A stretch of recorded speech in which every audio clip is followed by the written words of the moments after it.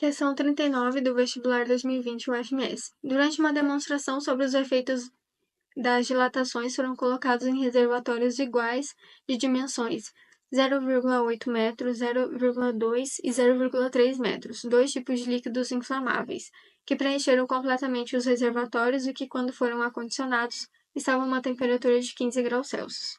Os reservatórios foram transportados para um laboratório, onde ficaram expostos a uma temperatura de 45 graus Celsius.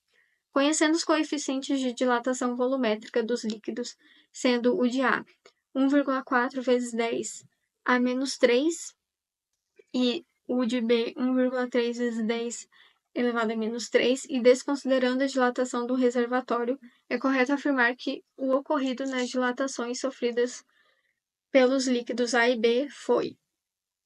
Então, a primeira coisa que a gente tem que fazer aqui é calcular o volume desses reservatórios. Como esses reservatórios, a questão me informou que são iguais, têm as mesmas dimensões, e ele não me dá outra informação, por exemplo, do formato desses reservatórios, a gente vai simplesmente multiplicar eles, porque dá a entender que são reservatórios em formatos de prismas, né?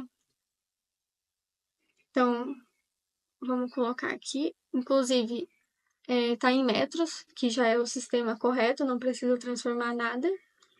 0,8 vezes 0,2 vezes 0,3. Fazendo essa continha,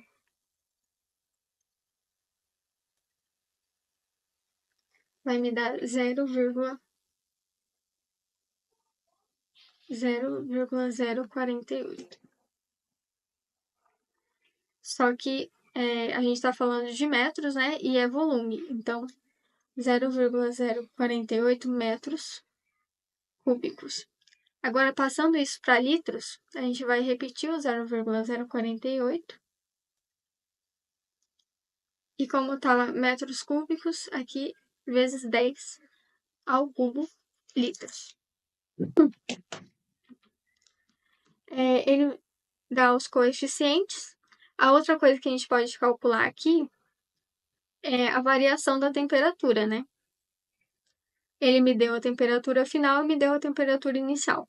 Então, vai ser 45 menos 15. Então, a variação da temperatura é de 30 graus Celsius. Pronto. Agora, ele quer saber a variação da dilatação, né? Então, ΔV de A. Eu vou simplesmente multiplicar todas essas informações que eu tenho. Só que aqui no caso, eu vou pegar esse coeficiente do A, né? Então, vai ser o volume que eu consegui, V de volume, essa letra grega que parece um Y, mas não é um Y, só que no caso do de A, e a variação da temperatura. Então, eu vou ter 0,048 vezes 10 ao cubo. Inclusive, eu vou deixar esse vezes 10 ao cubo mesmo, porque aqui tá usando vezes 10 a menos 3. E vai facilitar as contas. Então, não precisa modificar isso. Aí, agora, multiplicando pelo coeficiente e, por último, multiplicando a variação da temperatura, que foi 30. Como eu disse, aqui eu deixei vezes 10 ao cubo, porque aqui ele deixou vezes 10 elevado a menos 3. Como nesse caso aqui, esses valores aqui estão multiplicando, esses valores aqui do vezes 10 elevado a menos 3 e a 3, basta somar esses valores aqui de cima. Então, no final, dá para cortar, né? 3 com menos 3 dá 0. Então, vai ficar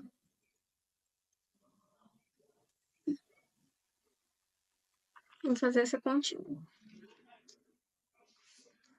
0,48 vezes 1,4 dá exatamente 2,16. Aliás, aqui ele não zera, tá? Porque senão zeraria tudo. Ele só subtrai mesmo. É a mesma coisa que eu mover a vírgula, digamos assim. Então, essa foi a primeira variação que a gente conseguiu. Ele deixou em ml, né? Ele deixou em ml. E agora a gente vai fazer a mesma coisa, só que com o reservatório B. Eu vou usar essa mesma formulazinha aqui, só se atentar que no lugar dessa dilatação de A, a gente vai usar a dilatação do B. Então, vamos lá. O mesmo volume, né? Porque os reservatórios são iguais. Então, vai ficar 0,048 vezes 10 ao cubo.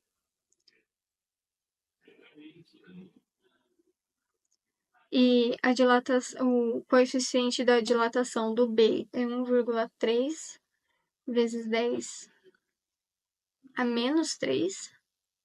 E a variação da temperatura, que é a mesma também, 30. Mais uma vez eu consigo cortar. E aí, fazendo essa continha,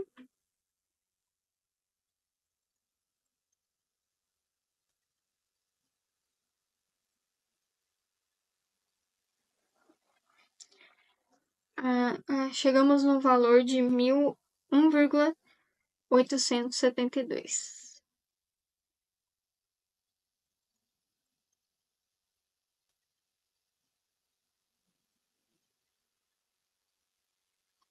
Então, agora basta só analisar, né, as alternativas. Então, tem que estar o reservatório A. Tem que ser uma alternativa que fala que é maior que esse valor aqui. E a alternativa B, algo que seja mais ou menos esse valor aqui. Qual que diz isso? Letra B diz isso. Que o reservatório A vazou pelo menos 2 litros, é o que a gente achou aqui. E o reservatório B entre 1,8 e 1,9, é o que a gente achou também. Então, alternativa B.